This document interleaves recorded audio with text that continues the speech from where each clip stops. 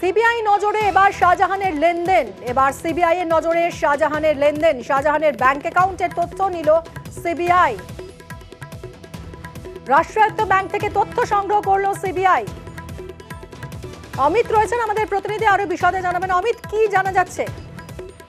শেখ শাহজাহানের account related তথ্য সংগ্রহ করলো সিবিআই। ধামাকালের একটি রাষ্ট্রায়ত্ত ব্যাংকের শাখা রয়েছে, সেখানে শেখ শাহজাহান, তার স্ত্রী এবং তার মেয়ের নামে সেখানে অ্যাকাউন্ট রয়েছে। সেখানকার আর্থিক লেনদেন ওই সকল অ্যাকাউন্ট ব্যবহার করে তাদের টাকা পাঠানো হয়েছে অ্যাকাউন্টে কত টাকা ছিল। কারণ ইতিমধ্যেই রেশন দুর্নীতি মামলায় তদন্ত করতে গিয়ে ইডির তরফে শেখ শাহজাহানের অ্যাকাউন্ট ফ্রিজ করা হয়েছে।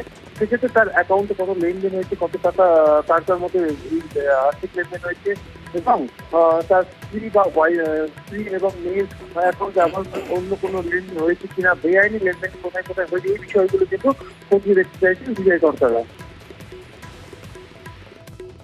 ধন্যবাদ অমিত।